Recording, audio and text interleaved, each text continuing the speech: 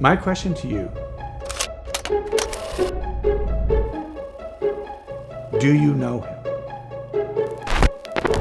Do you know him as the bread of life? If we truly believe, if you truly believe that he is the bread of life, I mean, everything's different.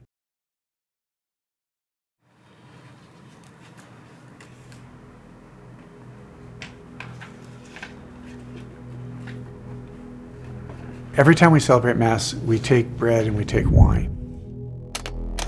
And every time that bread and wine, through the prayers of the priest and the power of the Holy Spirit, is transformed, is changed, there's something new, right? That can't just stop at the Eucharist as well.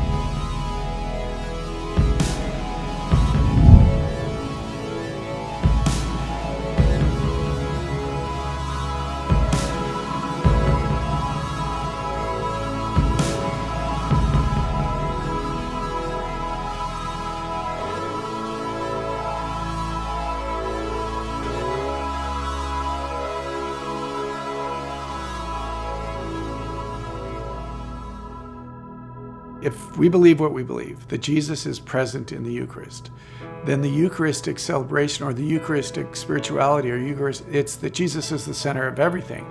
And that's the nature, is that we go to Eucharist so that we can see Jesus everywhere else, right? It's not just this, we go and we literally just receive Jesus and eat his body and his blood, but that we're transformed and we're changed in that the work of the Eucharist isn't done when Mass is over. Actually, I would suggest that the work of the Eucharist begins when Mass is over, that we go, we take, we eat, we drink. We're reminded, as Jesus says in the 6th chapter, flesh is useless. Jesus said what is needed here is the Spirit, that the Spirit speaks to us and the Spirit gives life, that we receive the Eucharist and then we walk out and we literally become what we eat, right? We become Eucharist, we become Jesus for everybody else.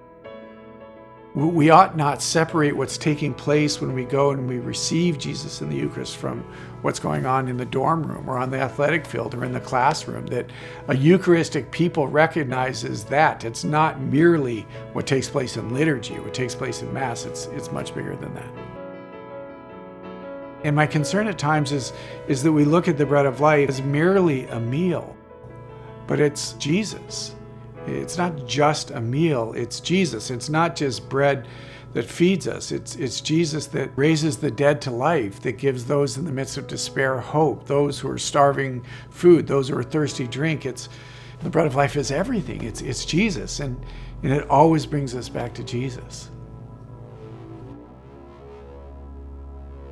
As I encounter Jesus in the Eucharist, that something new happens in me, a new way in seeing the world as graced, a new way in seeing and being able to love my enemy, a new way in walking in freedom, a new way in walking in the Lord's mercy, that it's not just the bread and wine that's made new, that's transformed, that's changed. It's supposed to be us. It's supposed to be the community.